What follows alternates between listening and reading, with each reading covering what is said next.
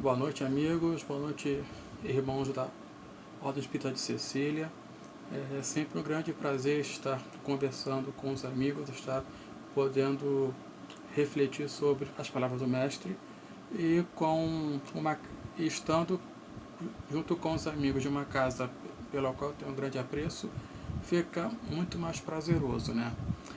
E hoje nós iremos refletir sobre o tema o bem e o mal, que está registrado, né, esse assunto nas perguntas 629 a 646 do Livro dos Espíritos, né?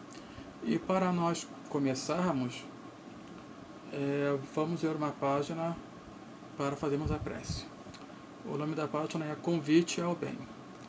Em todas as épocas, o bem constitui a fonte divina suscetível de fornecer valores imortais. O homem de reflexão terá observado que todo o período infantil é conjunto de apelos ao sublime manancial. O convite sagrado é repetido anos a fio. Vem através dos amorosos pais humanos, dos mentores escolares, da leitura salutar, do sentimento religioso, dos amigos comuns. Entretanto, raras inteligências atingem a juventude, de atenção fixa no chamamento elevado. Quase toda a gente ouve as requisições da natureza inferior, olvidando deveres preciosos. Os apelos, todavia, continuam. Aqui é um livro amigo, revelando a verdade em silêncio. Ali é um companheiro generoso que insiste em favor das realidades luminosas da vida. A rebeldia, porém, ainda mesmo em plena madureza do homem, costuma rir inconscientemente, passando, todavia, em marcha compulsória na direção dos desencantos naturais que lhe impõem mais equilibrados pensamentos. No Evangelho de Jesus, o convite ao bem reveste-se de claridades eternas. Atendendo-o, poderemos seguir ao encontro de nosso Pai sem hesitações. Se o clarim cristão já te alcançou os ouvidos, aceita-lhe as claridades sem vacilar. Não esperes pelo aguilhão da necessidade. Sob a tormenta é cada vez mais difícil a visão do porto. A maioria dos nossos irmãos na terra caminha para Deus sob o ultimato das dores, mas não aguardes pela sorte de sombras, quando podes seguir calmamente pelas estradas claras do amor. O autor da mensagem é Emmanuel e ela está no livro Pão Nosso. Foi psicografada por Francisco Cândido Xavier. Então agora, amigos, vamos fechar nossos olhos, elevar o pensamento ao alto e dizer assim: Mestre Jesus, de infinito amor e sabedoria, de infinita misericórdia, aqui estamos para uma noite de estudos, para uma noite de reflexão, Mestre. Que os teus mensageiros possam estar agora presentes em nossos lares, nos tranquilizando os corações, nos tranquilizando as almas, para podermos estar por completo participando desta reflexão, Mestre. Que os teus mentores, que os teus mensageiros possam nos inspirar agora e sempre para os atos de amor, para as ideias boas, para o caminhar para a luz, Mestre. Que teu amor esteja sempre conosco e que nós nos permitamos caminhar sempre contigo. Que assim seja. Bom, amigos, como eu disse, né, hoje nós iremos conversar, nós iremos refletir sobre o tema o bem e o mal, né? E aí, para a gente iniciar, nós precisamos, como eu tenho por hábito, a gente precisa definir, precisa ter a clareza, do que é o bem, do que é o mal, né? A gente já parou para pensar nisso? O que é o bem, o que é o mal? Então, buscando lá no dicionário, está assim: bem, aquilo que enseja as condições ideais ao equilíbrio, à manutenção, ao aprimoramento e ao progresso de uma pessoa ou de uma coletividade. Também, conjunto de princípios fundamentais propícios ao desenvolvimento e ao aperfeiçoamento moral, quer dos indivíduos, quer da comunidade. Conjunto de princípios fundamentais propícios ao desenvolvimento e ao aperfeiçoamento moral, quer dos indivíduos, quer da comunidade. E mal, né? De modo irregular, ruim, diversamente do que convém ou do que se desejaria, de maneira imperfeita, incompleta, insuficiente. Repetindo, de maneira imperfeita, incompleta e insuficiente.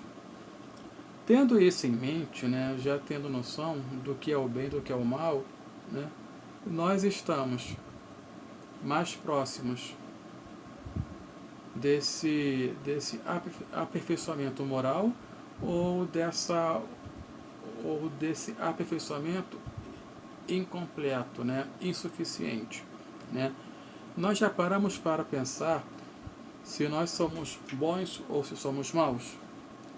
Nós já paramos para refletir em qual, se a gente fosse, se fosse uma prática esportiva, o bem e o mal, nós estaríamos de que lado? Estaríamos no lado do bem ou no lado do mal? Nós já paramos para pensar nisso? Os nossos atos, os nossos pensamentos, a nossa essência, ela é mais boa ou é mais má? Ela tende para a bondade ou tende para a maldade? E para a gente poder conversar, poder até de certa forma definir isso, nós precisamos voltar um pouco, e é um ponto que a gente muitas vezes esquece, né? E eu também muitas vezes usa como muleta para explicar nossas falhas, né? Que são a classificação dos mundos, né? Kardec nos trouxe uma classificação básica, né? Que assim, que divide o mundo em 5 categorias, né? Que nós temos conhecimento dela, mas sempre é bom lembrar, né? A primeira categoria, os mundos primitivos. Segunda, mundos de expiação e provas. Terceira, mundos de regeneração. A quarta, mundos ditosos. E a quinta, mundos celestes ou divinos.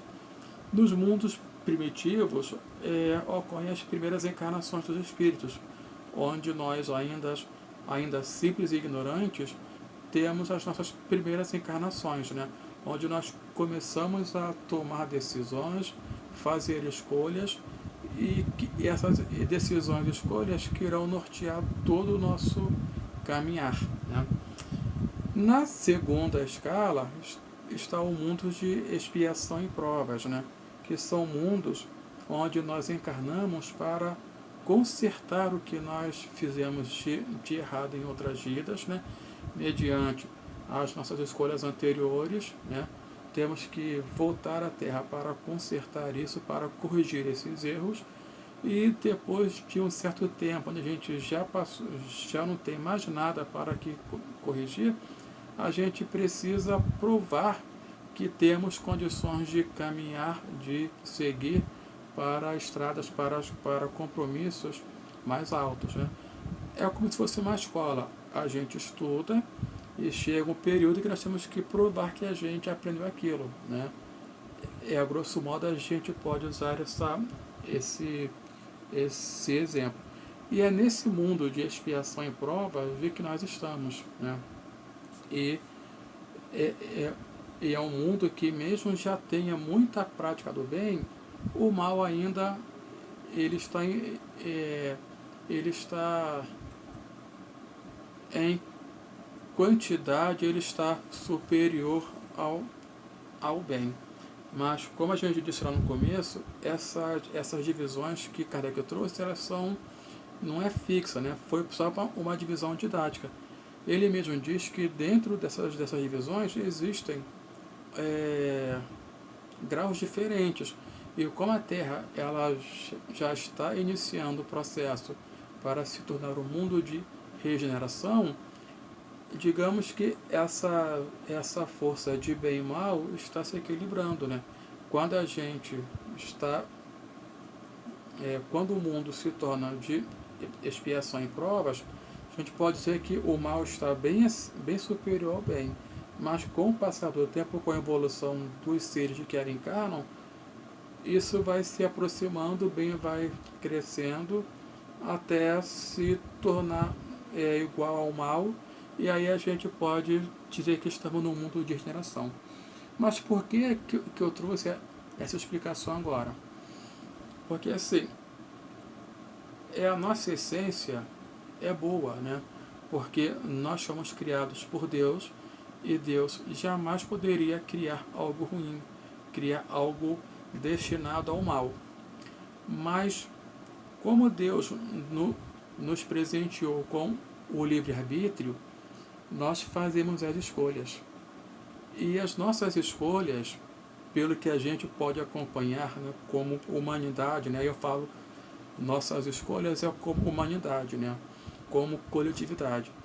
Se a gente olhar para a história do mundo, história dos países, histórias das sociedades, as nossas escolhas elas não foram tão positivas como nós gostaríamos, né? E aí, por isso, a gente pode dizer que a nossa essência é boa, mas os nossos atos não são tão bons assim, né? E aí a gente traz mais uma pergunta. Se nós sabemos disso tudo, se nós temos essa noção que fomos criados por Deus para ser felizes, para sermos bons, né? Para sermos perfeitos, por que a gente insiste tanto ainda em fazer escolhas que nos trazem o inverso disso, né? Por que nós ainda insistimos tanto em fazer escolhas que nos levem para o caminho menos esclarecedor, o caminho menos feliz? Exemplos nós tivemos diversos, né? Mas Jesus, Francisco de Assis, Antônio de Pádua, Santo Agostinho, Madre Teresa, mais aqui para o nosso tempo, Chico Xavier, nós temos exemplos diversos, mas nós ainda insistimos em fazer escolhas, em tomar atitudes que nos afastam do mal e que nos afastam do bem e nos aproximam do mal. Por que a gente ainda insiste tanto nisso? E aí a gente vai ler a primeira pergunta desse trecho, que diz assim: que definição se pode dar da moral? Responde os Espíritos: a moral é a regra de bem proceder, isto é, de distinguir o bem do mal. Funda-se na observância da lei de Deus. O homem procede bem quando tudo faz pelo bem de todos, porque então cumpre a lei de Deus. E aí, nós estamos cumprindo a lei de Deus, né? Quando a gente toma essas decisões menos felizes, quando a gente toma essas escolhas que nos aproximam mais do mal, nós estamos seguindo os desígnios de Deus, nós estamos seguindo a lei do Pai? Não, né?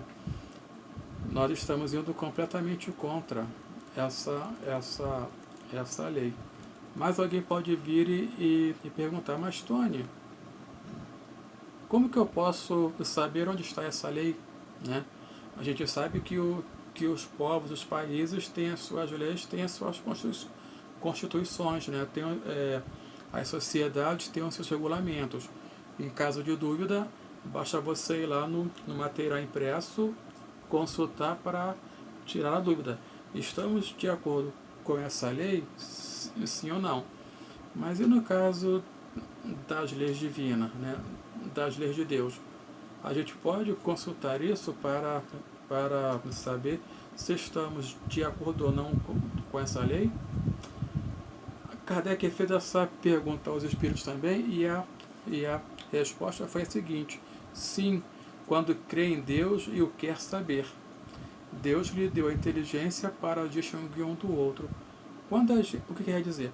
Quando a gente acredita em Deus e quer saber se estamos seguindo a sua lei ou não, nós temos como perceber isso, né? Eles até complementam que Deus nos deu a inteligência para a gente poder distinguir um do outro, né? Nós temos a capacidade de raciocinar para a gente perceber essa minha atitude, essa minha escolha, ela é mais positiva ou ela é mais negativa. Um exemplo que a gente pode dar é o seguinte: eu vou morar numa casa e descubro que nessa casa que eu aluguei agora, eu descubro que nela tem uma instalação irregular de luz, né? O famoso gato. Como a gente sabe, o gato não é uma coisa muito honesta, mas não fui eu que instalei. Qual vai ser a minha decisão? Continuar com essa instalação irregular como se nada tivesse acontecido, ou eu vou ligar para a empresa, para a concessionária responsável para desligar essa instalação ilegal? Não foi eu que criei aquele gato, mas se eu continuar usando, eu vou estar agindo como? De acordo com a lei de Deus ou de acordo com o que eu penso, né? Lá nos 10 mandamentos está escrito: não roubarás. E a gente sabe que o gato é um furto, né? Se eu sou cristão, se eu creio em Deus, se eu decido seguir as leis de Deus, qual deveria ser a minha atitude? Desligar aquela instalação elétrica, ligar para a empresa, no caso aqui no Rio, a Light, para que eles desativassem aquilo. Mas se eu, mesmo sabendo que isso está errado, decido manter para pagar menos energia, eu estou tomando uma atitude errada, né? Eu não cometi o crime de de fazer aquela instalação, mas eu estou usufruindo de uma coisa errada, né? O mal nem sempre é você agredir o outro fisicamente, você machucar o outro. Às vezes uma coisa de que ninguém vai saber, que só você e a sua consciência, você e Deus. A escolha que você faz que vai decidir, né, que vai definir para que lado eu estou tendendo mais, para o lado do bem ou para o lado do mal. Ah, mas Tony, assim você está exagerando, né? Não é uma simples, né? Não é um simples gato que vai dizer que eu sou bom ou mal. Não. Mas se a gente para pensar, tem um ditado popular que diz assim: de grão em grão a galinha enche o papo. De pequenos atos em pequenos atos, nós vamos acumulando a nossa conta de pequenos atos errados, de pequenos atos ilegais, de pequenos atos imorais. Nós vamos complicando a nossa situação, nós vamos aumentando o nosso débito para com as leis divinas, né? Essa questão da desonestidade, aí a questão de ficar omitindo coisas mais sérias de outras pessoas, né? Pega atestado médico falso para não trabalhar, né? São pequenas coisinhas que depois a gente passa a ter esse hábito e aquilo já passa a ser uma coisa corriqueira, né? Que a gente nem dá valor. Da mesma forma, eu posso começar a me habituar com atos mais sérios, né? A gente sempre questiona, sempre reclama muito dos nossos políticos, né? Mas para que os políticos desonestos que roubam milhões, eles começaram com pequenos valores, com pequenos desvios. E aí ninguém vai descobrindo e eu vou ficando mais ambicioso, mais ganancioso, eu aumento, e aí aumenta o que eu peço de propina, aumenta o que eu peço de uma empresa, e quando a gente vê, já está no valor dos milhões ou até bilhões, né? Começou com uma coisinha pequenininha. E aí, isso é bom ou isso é mal, né? E como eu falei lá atrás, né? Como diz o dito popular, de grão em grão, a galinha enche o papo. E tem uma frase bíblica, uma frase evangélica, que diz também bem isso, né? Quem é fiel no pouco, também é fiel no muito, né? Que se a gente consegue provar para Deus que nós podemos conviver, que somos honestos, que somos fiéis a Deus, fiéis às suas leis, mesmo com pouco, nós estamos dando prova que poderemos arcar com maiores compromissos, né? De exemplo do gato de luz e do roubo na esfera política. Mas a gente pode trazer também essa questão para o lado positivo. Eu quero ser presidente do meu centro espírita. Ok. Mas você se predispõe a fazer pequenos trabalhos na casa espírita, trabalho de servir o copinho com água frutificada, trabalho de ajudar no passe. Não, eu quero evangelizar, eu quero fazer palestra. Ok, mas vamos tomar a prática de fazer trabalhos mais simples, começar a estudar para a gente perceber como que pode ajudar mais, né? Quem é fiel no pouco prova que será fiel no muito também, né? E aí a gente fala expiações e provas, né? A gente não pode querer ter que Deus nos apresente missões grandiosas quando a gente ainda tem que aprender o básico, né? A ter o respeito pelo nosso irmão, a ter o mínimo de carinho, o mínimo de empatia pelo companheiro que está do nosso lado, passando fome, querendo um pouco de atenção e a gente não está nem aí. Mas a gente quer chegar no centro e falar bonito. Quando às vezes do seu lado tem alguém que você não está nem dando a mínima importância, a atenção. E aí, prosseguindo, tem lá no final no meio mais uma pergunta que é assim, é a 632. Estando sujeito ao erro, não pode o homem enganar-se na apreciação do bem e do mal e crer que pratica o bem quando em realidade pratica o mal? Vamos lá. A criatura, ela acha que está praticando bem, ela acha que está sendo correta, mas na verdade ela está num caminho errado, né? Um exemplo que a gente pode trazer é o exemplo de Saulo de Tarso, né? Ele, naquela sua ânsia, naquela sua gana de defender os princípios do templo, ele começou a perseguir os cristãos. Ele começou a ver em Cristo o seu inimigo e como ele não podia chegar a Cristo, ele passou a ver como todo cristão, como seus inimigos. E aí passou a persegui-los, porque na cabeça dele, ele achava que todo cristão estava indo contra ao que o templo dizia, né? Que o que ele acreditava que era o correto, que era o certo.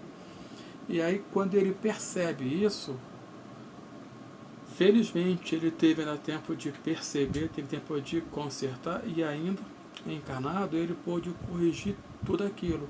E aí se viu como um grande trabalhador da palavra do Cristo, né? Percebeu que o modo como ele agia estava errado, o que ele defendia estava errado, né? E que Cristo que era o caminho certo, que era o caminho correto. E aí ele se tornou um dos maiores cristãos que a Terra conheceu, né? Mudou de nome de Saulo para Paulo e começou a divulgar a palavra do Mestre, mas sem antes se isolar no deserto, estudar, tentar se entender intimamente, estudar, ler muito, começou a aprender a caminhar com outros cristãos também. Aí depois ele passou a ser esse grande semeador da palavra do Cristo, né? Então, assim, tem pessoas que mesmo achando que estão fazendo o bem, estão fazendo certo, acabam fazendo errado. E os Espíritos responderam essa pergunta assim: Jesus disse: vede o que queríeis que vos fizesse ou não vos fizesse. Tudo se resume nisso: não vos enganareis. Quando a gente quer perceber isso, quando a gente para um pouco, a gente a gente enxerga o certo, enxerga o correto, né? Paulo, voltando ao exemplo, ele acabou confundindo muitas coisas, né? É, a sua noiva Abigail também, então ele acabou misturando tudo e a coisa simples para ele pareciam agressões. Aí ele juntou isso tudo e começou a perseguir os cristãos. Quando ele percebeu isso, opa, Senhor, que queres que eu faça? E aí passou a ser um grande defensor, um grande divulgador do Evangelho do Cristo, né? E aí, uma coisa que a gente pode perguntar também é assim: se Deus nos criou para sermos bons, para sermos felizes, por que que Ele permitiu que a gente tivesse que passar por esse mal moral, por essas dificuldades, né, que nós temos que enfrentar no nosso dia a dia, se seria muito mais fácil se Ele nos criasse já em condições melhores, né, já com condições de perceber o que aquilo era o certo, já nos dando um caminho mais fácil. Aí os Espíritos responderam, né? Já te dissemos, os Espíritos foram criados simples e ignorantes. Deus deixa que o homem escolha o caminho. Tanto pior para ele se toma o caminho mau, mais longa será a sua peregrinação. Se não existissem montanhas, não compreenderia o homem que pode subir e descer. Se não existissem rochas, não compreenderia que há corpos duros. É preciso que o espírito ganhe experiência. É preciso, portanto, que conheça o bem e o mal. Eis porque se une ao corpo. Por que Deus não nos criou já perfeitos? Porque de nada valeria, nós não teríamos, não seria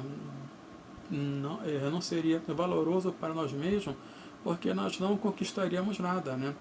A gente vê isso bem fácil no nosso dia a dia. Aqueles filhos que os pais dão tudo de mão beijada, geralmente esses filhos não dão muito valor e acabam quebrando, jogando fora, sem dar importância. E tem exceções? Tem, mas em regra a gente percebe isso. Já aqueles filhos que percebem que os pais sacrificam muito para dar aquele mínimo, passam a dar muito valor para aquele pouco que tem, porque ele sabe quanto foi trabalhoso, o quanto foi custoso conquistar aquilo. E é isso que que os Espíritos nos dizem. Nós precisamos passar por algumas situações para podermos dar valor ao que nós conquistamos, né? Como uma criança que fala, não gosta de jiló, mas você já provou jiló? Não. Então prova. Depois que você provar, você pode dizer se gosta ou não, né? É preciso conhecer, é preciso saber daquilo para poder escolher, né? Para poder perceber que tem o açúcar e o doce, o quente e o frio, né? O mole e o duro. E é isso que os Espíritos nos explicam, né? Nós precisamos conhecer o bem e o mal, para aí sim podemos fazer a escolha. Eu sei que o bem é isso, que o mal é isso. Qual que eu vou escolher? E aí que está a graça dessa história toda. Para onde eu quero pender? Eu quero pender para o bem ou eu quero pender para o mal? Eu quero que o meu caminhar seja mais leve ou seja mais pesado. por mais que às vezes a escolha do bem nos pareça mais pesada, mas lá na frente nós vamos perceber que foi muito mais leve, né? E aí tem outro fato que a gente precisa lembrar sempre, né? Nós somos espíritos imortais, né? Nós somos espíritos que estamos aqui por um breve período. Nós temos toda a eternidade para caminhar ainda. E muitas vezes nossas escolhas elas se dão levando em conta apenas esse mundo material, né? E aí por isso que os espíritos falam, é preciso que o espírito ganhe experiência, é preciso que conheça o bem e o mal, eis porque se une ao corpo. Nós nos unimos para passarmos por experiências, para conhecermos A e B, mas nós só devemos conhecer. Conhecer não é você quiser também usufruir, né? Ninguém precisa usar uma droga ilícita para saber que ela faz mal, né? Mas nós precisamos conhecer para poder alertar, para poder ficar atentos, né? A gente, para orientar os nossos filhos, a gente, filho, quando te oferecerem coisa tal, não aceite, né? Qualquer coisa assim que te ofereçam, não aceite. Para a gente poder alertar o filho sobre isso, nós precisamos ter conhecimento de que aquele existe, né? Não é você provar, usufruir daquele produto ou daquela situação. Mas você precisa ter conhecimento de que aquilo existe para até poder se resguardar e também resguardar os seus, né? Então é preciso conhecer o bem e o mal. Por isso que a gente passa pelas encarnações, né? E aí Kardec faz mais uma pergunta que é assim: são absolutos para todos os homens o bem e o mal, né? O bem e o mal para mim é um, para o meu irmão é a mesma coisa, para minha esposa é a mesma coisa, né? E aí os espíritos respondem: a lei de Deus é a mesma para todos, porém o mal depende principalmente da vontade que se tenha de o praticar. O bem é sempre o bem e o mal é sempre o mal, qualquer que seja a posição do homem. Diferença só há quanto ao grau da responsabilidade. A lei de Deus é a mesma, ok. O bem é sempre o bem, o mal é sempre o mal. Mas, dependendo da nossa vontade, a gente pode tentar disfarçar um pouco isso, tentar dissimular um pouco isso, né?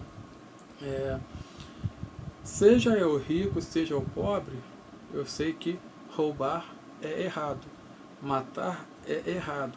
Mas, se eu sou muito pobre e eu não tenho como me alimentar, eu vou achar justo que eu roube alguma coisa para eu comer, né?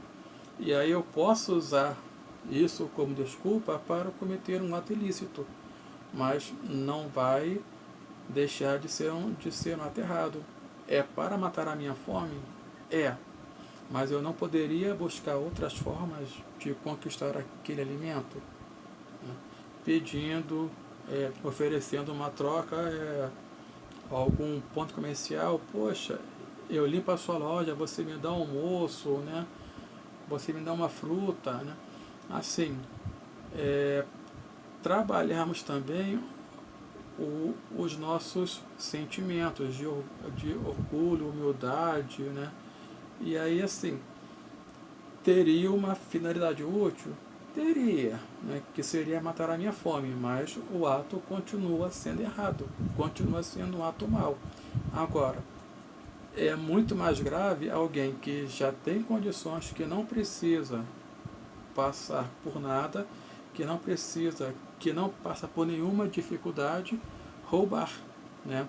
Quando eu roubo para matar a minha fome, estou errado, estou, mas tem ali um atenuante. Quando eu roubo para ter ainda mais do que eu tenho, é pior do que quando eu roubo para matar a minha fome.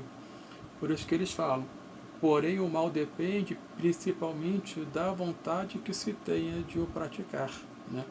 Às vezes, eu nem quero, não estou com tanta vontade de praticar aquele roubo, mas a minha fome é tanta, a fome dos meus filhos é tanta, que eu me vejo forçado àquilo. Agora, se eu já sou rico, o que é que está me fazendo buscar mais dinheiro? É a vontade de ter mais, né? Egoísmo, orgulho, vaidade. Então, essa é a questão que influencia mais ainda, embora o mal é sempre o mal e o bem é sempre o bem. Aquilo que os espíritos sempre nos dizem, né? Que a gente não tem condições de julgar nada, né? Porque só Deus conhece o que é que passa no nosso íntimo, né? O que é que passa no nosso coração. Somente Ele sabe o que é que nós estamos realmente precisando. E aí, para a gente encerrar aqui, a partir das perguntas, tem a 642, que é bem simples e acho que desse ponto eu considero a mais importante, que diz assim a questão. Para agradar a Deus e assegurar sua posição futura, bastará que o homem não pratique o mal? Respondem os Espíritos, não. Cumpre-lhe fazer o bem no limite de suas forças, porquanto responderá por todo o mal que haja resultado de não haver praticado o bem. Não basta a gente não fazer o mal, nós temos que fazer o bem. Quando a gente não pratica o bem, nós já estamos praticando o mal por omissão, né? Se eu vejo algum ato errado ocorrendo, se eu não alerto o companheiro ou as autoridades, se for o caso daquele ato, eu estou sendo omisso, estou sendo conivente. E aí estou praticando mal também, né? Ficar em silêncio, ficar quieto, opa, não estou fazendo bem, mas também não estou fazendo mal. Isso é errado, né? Nós temos que fazer o bem dentro do que for possível, né? É o que diz o Espírito, dentro do limite das suas forças, porquanto responderá por todo o mal que haja resultado de não haver praticado o bem. Então, assim, isso que tem que ficar para nós. Quando a gente não pratica o bem, nós já estamos, de certa forma, praticando o mal. E aí, a gente volta lá no começo, nas definições de mal e bem, né? Mal, de maneira imperfeita, incompleta e insuficiente. Bem, conjunto de princípios fundamentais propícios ao desenvolvimento e ao aperfeiçoamento moral dos indivíduos e da comunidade. Quando eu deixo de praticar atos que levem a esse aperfeiçoamento moral meu e de quem está à minha volta, eu já estou praticando mal, porque eu já estou agindo de uma maneira imperfeita, de uma maneira incompleta, de uma maneira insuficiente para um filho de Deus, para alguém que foi dado a condição de ser feliz, a condição de decidir entre o bem e o mal. E quando eu deixo de praticar o bem, estou indiretamente praticando o mal. E aí, para a gente poder ficar com os nossos corações mais tranquilos, né, a gente vai ler agora um trechinho final do capítulo 26 do livro Boa Nova, né, que o livro Boa Nova é um livro psicografado por Humberto de Campos, né, e o médium psicografado por Chico Xavier. E nessa lição, a lição 26, o título é A Negação de Pedro, né? Conta no começo dessa mensagem a conversa que Jesus teve com os seus discípulos minutos antes dele ser preso, dele ser levado à autoridade romana. E aí ele fala para Pedro: Pedro, você vai me negar? E Pedro refuta, dizendo que não, de que ele seria capaz de dar a vida pelo Cristo, mas acaba por negar Cristo, aquela história que nós já conhecemos, né? Antes que o galo cante, você terá me negado 3 vezes. Aí a mensagem diz assim: presa de indizível remorso, o apóstolo retirou-se, envergonhado de si mesmo.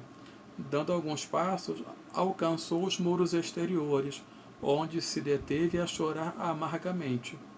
Ele, que fora sempre homem ríspido e resoluto, que condenara invariavelmente os transviados da verdade e do bem, que nunca conseguira perdoar as mulheres mais infelizes, ali se encontrava abatido como uma criança, em face de sua própria falta. Começava a entender a razão de certas experiências dolorosas de seus irmãos em humanidade. Em seu espírito, como que desabrochava uma fonte de novas considerações pelos infortunados da vida. Desejava ansiosamente ajoelhar-se ante o Messias e suplicar-lhe perdão para sua queda dolorosa. Através de véu de lágrimas que lhe obscurecia os olhos, Simão Pedro experimentou uma visão consoladora e generosa. Figurou-se-lhe que o Mestre vinha vê-lo em espírito, na solidão da noite, trazendo nos lábios aquele mesmo sorriso sereno de todos os dias. Ante a emoção confortadora e divina, Pedro ajoelhou-se e murmurou: Senhor, perdoai-me. Mas, nesse instante, nada mais viu. Na confusão de seus angustiados pensamentos, luar alvíssimo enfeitava de luz as vielas desoladas. Foi aí que o antigo pescador refletiu mais austeramente, lembrando as advertências amigas de Jesus quando lhe dizia: Pedro, o homem no mundo é mais frágil do que perverso. Né? A gente pode traduzir essa frase aqui: Pedro, o homem do mundo é mais ignorante do que mal. Né? E muitas vezes nós praticamos o mal por uma questão de ignorância, por não conhecer que aquele ato, que aquela atitude é errada. Né? E aí, talvez essa noite tenha sido um marco na vida de Pedro. Né? Talvez tenha sido nessa noite que ele conseguiu perceber a grandiosidade da tarefa que o Cristo havia entregue para ele e os discípulos. Né? Talvez ali tenha sido o estalo para que ele começasse a incrível caminhada que ele teve. E aí que nós possamos trazer isso para a nossa vida. Né? Será que nós já passamos pelo momento de negar Cristo? Será que nós não já estamos nesse momento de decisão, dessa dor, né? De pedir perdão para o Mestre, refletir e decidir caminhar junto dele, caminhar para ele? Né? Será que nós já nos demos conta de que nós estamos sendo mais frágeis, mais ignorantes do que maus, mas nós temos essa consciência? Então, que tal a gente decidir de uma vez por todas fazer o bem, ser bom e ser cristão realmente? Meus amigos, fica aqui esse é o nosso convite à reflexão. Né? Não quis aqui, eu não quero aqui, e nem foi a minha intenção, eu nem poderia querer dar aula, querer ensinar, mas apenas trazer aos companheiros essa reflexão sobre o que estamos fazendo no nosso dia a dia. Né? Espero que os amigos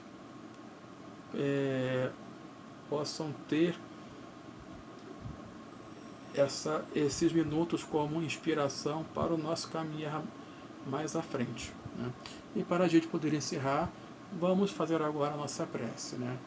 Fechar os olhos e dizer assim: Mestre Jesus, de infinito amor e bondade, muito obrigado, Mestre, Muito obrigado pela sua paciência. Muito obrigado pela sua capacidade infinita de nos perdoar. Muito obrigado pela sua capacidade de estar sempre ao nosso lado, nos incentivando, nos impulsionando a caminhar para o bem, a caminhar para a luz, Mestre.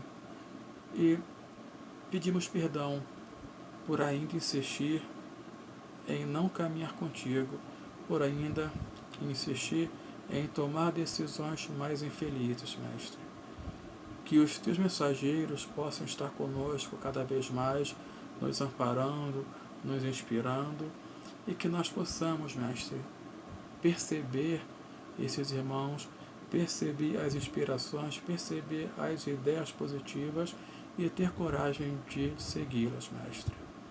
Que nesse momento o teu amor se faça nos nossos lares, nos locais onde nós andamos, trabalhamos, que nós possamos ser realmente cristãos, que nós possamos ter condições de apresentar o título de cristãos, Mestre. Que teu amor nos envolva hoje e sempre, a Deus.